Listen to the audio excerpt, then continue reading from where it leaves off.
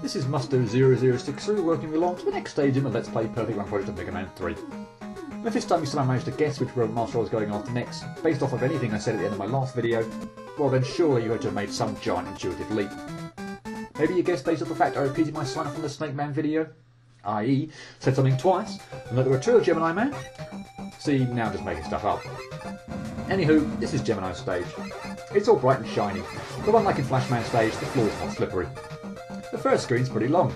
It's full of spaceship enemies which drop 3 fire pillars on the ground, and penguin enemies which hop along the ground and spit out eggs, which also hop along the ground. One hit will take out the spaceships, but you won't necessarily be able to take them all out. The very first one, for instance, was far too hard for me to hit it. A lot more hits are required to take out the penguins, but as long as you keep shooting at them, you'll likely destroy any eggs they find before they get anywhere near you, and take the penguin itself out reasonably quickly. The other thing to watch out for on the screen is the pits. Now, I'm not suggesting that you'll jump directly into a pit as a result of being clumsy, but more the danger coming from getting hit by an enemy, likely a spaceship, and getting knocked back into one. If necessary, take your time when you're approaching a pit you need to jump over, and be careful there isn't an enemy lying in wait just past it, if you're at all worried. First screen out of the way, and we hear that familiar whistle again. This time though, we're not going up for another Brakeman fight. He simply appears on screen, stands on the entrance to the underground area, teleports off, and somehow opens up the area. Well, beats fighting you, I suppose. And these rather bizarre enemies are called poles. They're encased in a protective shell, but once the shell is opened, they pop out and begin to, extraordinarily slowly it has to be said, homing on you. One shot takes out the shell and the pole, but to be honest, methinks these things aren't really here as a standard enemy. They're more here to create an obstacle blocking Mega Man's path. But even so, it's not like they do all that good a job at it, and if you're so inclined, you could spend ages with these things, just killing them all off and farming for items. They're not unknown to drop 1-ups. And oh goody, here you get to spend a good half a minute watching me fail time after time after time to make this jump. I think I want to be style cliff jumps as a comparator. Remember, I'm still on for a perfect run at this point, and this section is clearly clearable without the use of rush coil, so I'm inclined not to bring out the trusty robot dog just yet. I was thinking about doing so after around 20 seconds or so I was just cursing under my breath, getting angrier and angrier with every failed jump. But, eventually, I make it. Only to get hit to practically the very next enemy, making all that a complete waste of time. Yay! The flying mosquito looking enemies are called Yambo. They drop in from the left side of the screen, stop when they reach the same height as Mega Man, and then fly to the right. You can fake them out if your timing is good, or just turn to the left and kill them, whichever you fancy. That was the first of 2 giant penguin dispensers. The tiny penguins skate across the floor, and fighting this thing is a balance between jumping up to hit the dispenser in the eyes and avoiding or destroying the smaller penguins. If the dispenser shoots out penguins at the most inconvenient of times, then it can be a pain to get past unscathed.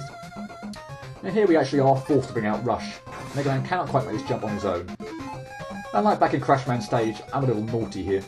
I take 2 tiny detours to collect a 1-up and an energy tank, both of which require me to call on Rush's assistance again to continue on.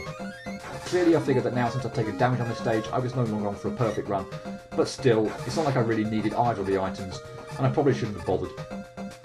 As well as the Yambo to worry about, and believe me, becoming adept at faking them out on this screen will hugely come in handy, there are these submarines at the bottom of the screen to watch out for. When Mega Man is directly vertically above them, they'll fire an upward missile which explodes upon impact with something, often the floor, and create an always wider than expected blast range which can knock Mega Man back. Timing the movements through this section is not always straightforward, especially with a giant chasm and only reasonably narrow platforms available to traverse it. In my case, familiarity with this screen is an enormous help. And I hate these things. They are so much harder to hit than I just made out there. Ending a perfect run right here, right before the boss, is frustrating as heck. The giant enemy is called Bicky, and ordinarily I compare it to Mega Man 1's Big Eye or Mega Man 2's Sniper Armour, but frankly, wherever it appears in this game, it's about 100 times less threatening. Especially for that one, as you can just hide out on the ladder and just shoot it through the wall. That brings us to Gemini Man. He immediately splits himself in 2, and both copies circle the room in an anti-clockwise fashion. During this first phase, Gemini, either copy, only shoots when you shoot, but due to the speed in which he moves, this can get very disorientating very quickly. And when you mess up once during this fight, you're going to find it incredibly hard not to mess up multiple times, much as I just demonstrated. For the second phase, only one Gemini remains on screen. He moves from side to side and jumps when you shoot at him. In fact, if you keep him jumping frequently enough, you'll be able to prevent him from shooting off his laser. Try to position yourself close enough to him though that you can slide under him when required, and not have to let him land on you as I did there. He got me 4 times during that fight. I said if things go wrong, particularly in the first phase when there's 2 versions of him, have fun trying to get yourself into the necessary rhythm required to beat him. We didn't actually see him fire any off, but I obtained the Gemini laser. a reasonably slow-moving laser which bounces off walls, ceilings, floors, etc. if it doesn't come into contact with an enemy before reaching one. Good for destroying hard-hit enemies, although it can be tricky to predict the laser's trajectory, so I personally wouldn't rely too much on it. That is a potentially bruising stage with a very off-putting Robot Master at the end of it. Caused much constellation. Not enough to send me scurrying to find my horoscope, or when I might have had an upcoming lucky day, but I'd say the trouble was definitely doubled.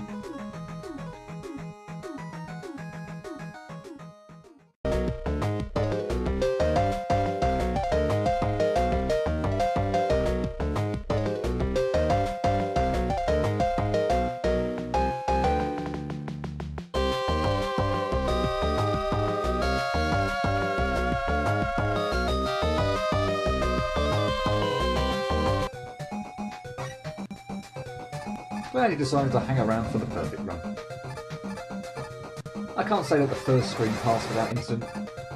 A few mess-ups every now and then, all thanks to the fire pillars. If I mistime a shot and don't take out a low-flying spaceship when I get the chance, then more often than not I find that I tend to panic and misposition myself so that a fire pillar lands right on top of me rather than to the side of me. Of course, there are some occasions when I'll get the positioning right, although not without having first panicked. The egg-throwing penguins, while of course in the way, were not the direct cause of any failures.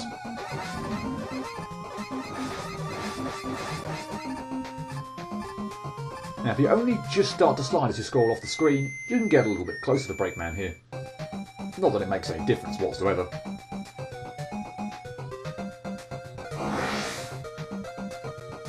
No issue with any of the polls, at least in terms of any perfect run attempts anyway. That one room I spent the best part of half a minute stuck on during the Let's Play did cause an equal amount of frustration from time to time. But you have an infinite number of tries at it, so it's more a patience battle with yourself rather than anything else.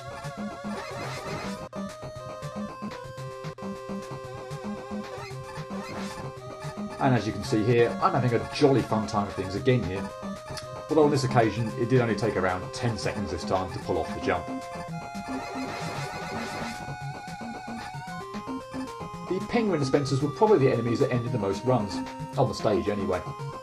If you take your time, they're probably not all that bad, but whenever I played, they seemed to just pick the worst possible times to release a cavalcade of penguins across the floor.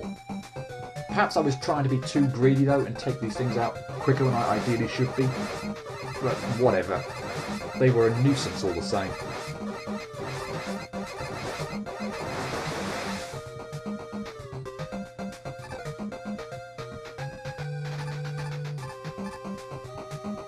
Okay, so as stated before, some assistance from Rush is forced upon you here, and as it happens, Rush coil is all I have available to me at this point in time. Unlike during Let's Play though, you won't see me going after the 1-up or E-Tank, as that would be an unnecessary use of Rush required to clear the stage. Now, as hectic and reaction-based as this screen appears, I really don't find it too bad. I only screwed up once here, and that was when I tried to move forward too fast for my own good and ended up scrolling 2 Yambo and a submarine all on screen at once. I am quite familiar with this section though, for the most part know when I should pause and when I should move on, and I'm not going to lie, that is a big help. Once more, I hate these things. Twice they halted my run. Although I swear they don't look like much, they can be a right pain. You may notice that it looked like I shot the second of them at least twice, but the hit didn't quite register, leaving it free to hop around some more. I think I was fortunate in that the second hop was a long one. A shorter one might have got me.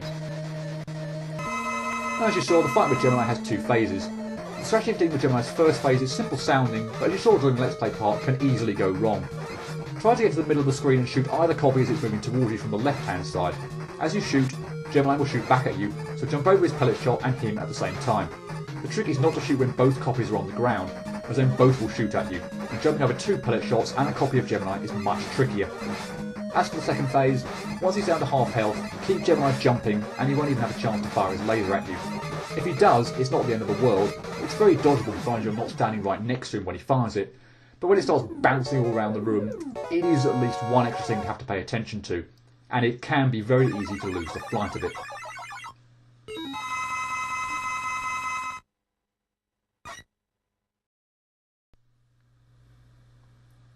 Despite what some of the stats I'm about to reveal may indicate, I'm very relieved to have this stage out of the way. It only took 1 hour to perfect run Gemini, although that was, so far, the longest in this game. I only suffered 17 outtakes in total, but just under half, 8, were on the Robot Master. The stage itself went by not too badly, despite there being a lot to navigate through. The first screen's not a gimme, nor is dealing with the 2 giant penguin dispensers, nor the screen toward the end with the Yambo and the submarines. All require accurate shooting, the ability to improvise and react quickly to what's happening on screen. Gemini is no pushover either. Despite knowing the technique for dealing with the first phase, if you allow the 2 copies to get sufficiently close together that both end up shooting at you, that's a surefire way to make a mess of things. His hitbox, or should that be hitboxes, also seem to be a bit wonky, in that a couple of times I could have sworn I jumped over him, but supposedly not. Make it to the second phase, however, and I should have an easier time with things. That doesn't mean I won't try to slide under him and manage to screw that up, but it's certainly the easier portion of the fight. 8 outtakes on the Robot Master left me unable to feel happy about how this went, but the accumulation of only an hour's efforts left me unable to be too upset either. Gemini Man gets a score of 5 out of 10 from me, and once again it's the number of outtakes on the Robot Master that help elevate this rating. Put those failures on the stage, and something more like a 4 or even a 3 might have materialised. Not least because it wouldn't have taken so long to complete either. But the way things turned out, I can't quite go that low. That just leaves 3 to deal with. And whoever's up next, they're probably going to be quite hard. Hope to see you next time. Cheerio.